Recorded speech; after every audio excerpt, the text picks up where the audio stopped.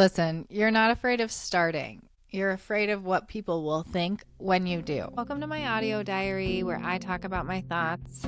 Join me, Catherine, as I navigate thoughts about life and relationships, dating and God, mental health struggles and motherhood, and all things feminine energy.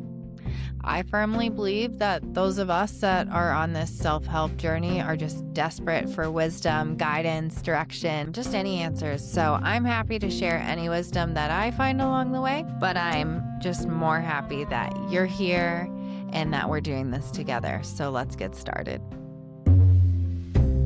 Thanks for joining me on another episode. And today I want to talk about imposter syndrome. So imposter syndrome is this fear of what other people think, what you can and can't do. It's like these lies in our head that are telling us they're limits. They're creating ceilings and limits and boundaries for what we can achieve and try, and really trying to keep us in this comfort zone. Some of it could be us trying to protect ourselves, but a lot of it is just lies and voices that shouldn't have space in our head.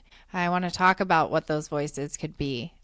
This inner critic, or this what will people think. Let's talk about that voice, because that voice could be a combination of things. Each time it could be a different voice, but one of the voices could be coming from maybe a parent. If you had a harsh parent, I know that our parents' voice typically becomes our inner voice. So was your parent supportive, warm, compassionate? Were you met with grace and understanding and mistakes happen? Or were you met with cruelty, punishment, yelling, violence, neglect, abandonment? I'm not sure.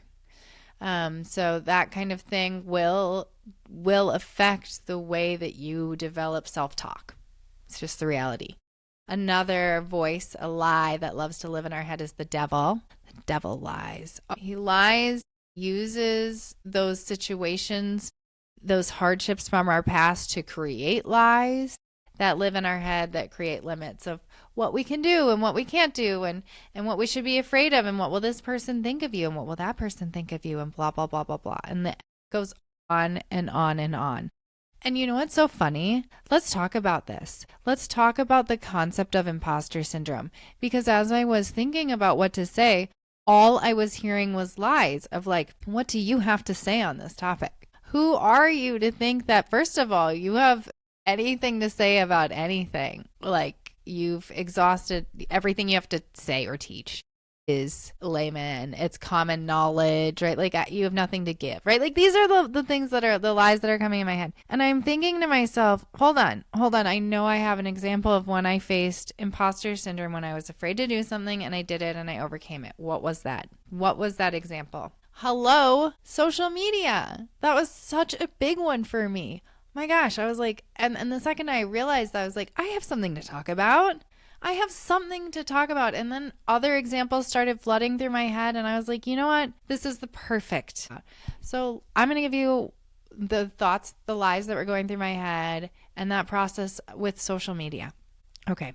So if you know much about me or my background or my platform, I have been through narcissistic abuse, which specifically of all forms of abuse, which I've been through multiple forms of abuse, but gaslighting specifically creates this confusion, this distrust, like just the voices. That gaslighting really creates a lot of self-doubt voices in your head, because that narcissist voice, it is so abusive. That's what gaslighting is. It's like a psychological, emotional abuse. And there's a lot of verbal too. So those kind of just like live in your mind after that. So I'm at the height of had been gaslit, in desperate need of recovery. I think in therapy, maybe at this point. I'm not sure. I don't think so, actually. So I'm just like very hyper vigilant, lots of inner critic. Okay. So I'm looking into self-growth, and I'm like, what do I want to do? What's going on, right? Like, do I want to get into, I don't know. I made a video and I was speaking motivationally, and I'd been encouraged by some peers in my life, and they said, you should get into motivational speaking. And I thought, I don't know, maybe I would do that. I could think about that. And so I looked up how to do it, and it was like, well, you need a following or a platform, or there was other routes, but there were other routes. That's the route I was like, I'll do it. I'll try this. But meanwhile, I'm at a point in my life where I can't even post a picture of myself on social media because I'm afraid of what other people will think. Oh, you think you can just do that? What are you wearing here? What are you wearing that? Like the gaslighter is living in my head really, really bad at this point in my life. And like I said, I can't even post like a picture without fear of what other people will think at this point. And so this is one tool that I use to start overcoming imposter syndrome.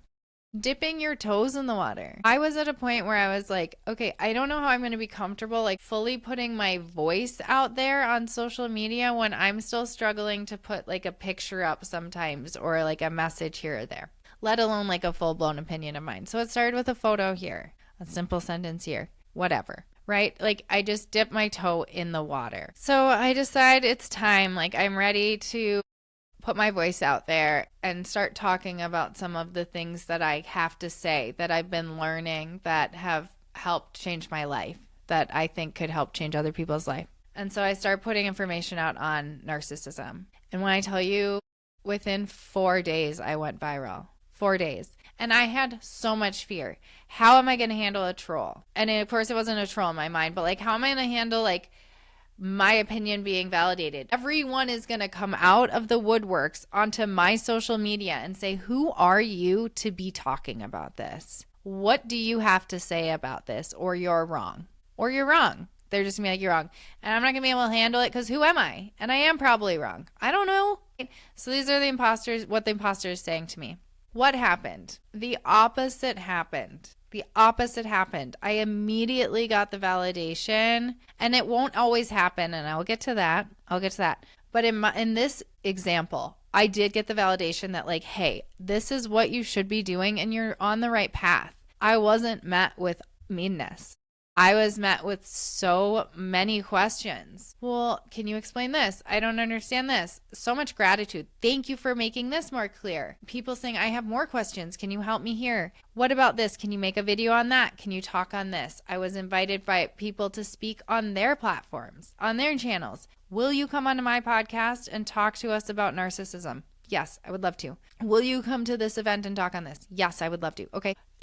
I ended up having opportunities where I could speak on this topic. Now, were there trolls? Yeah. Oh my gosh. Are there? Yes. And okay, once I moved off TikTok, y'all are nice. You all are loving and you're a community. Okay. Because there are other platforms that are not so nice sometimes. So anyway, the trolls are there. Who are you to be talking about this? Oh, here's another girl because her boyfriend said no to her once. Yeah, that's how I got hundreds of thousands of followers, because my boyfriend said no to me once. Anyway, what I am here to say is that the first post was not that great. Like my editing skills, my comfort in front of a camera, my lighting, the editing, whatever, all of it was not that great until I did 100 videos, 200 videos, 300 videos. I got an assistant who does this. She does the videos. Like I grew in comfort. And I remember at one point telling my friend, I'm like, I think I'm just not putting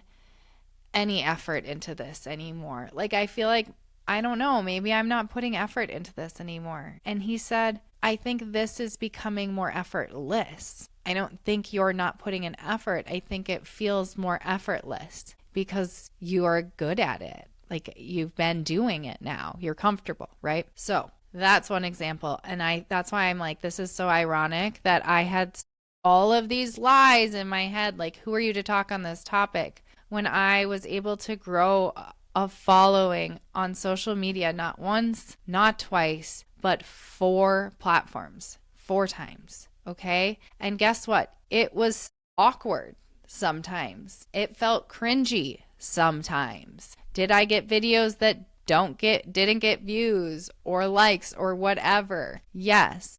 Did I have to start anew on a new platform where I was a nobody, where I had no following, where my videos were not getting likes or getting pushed? Yes, I did that. That's okay.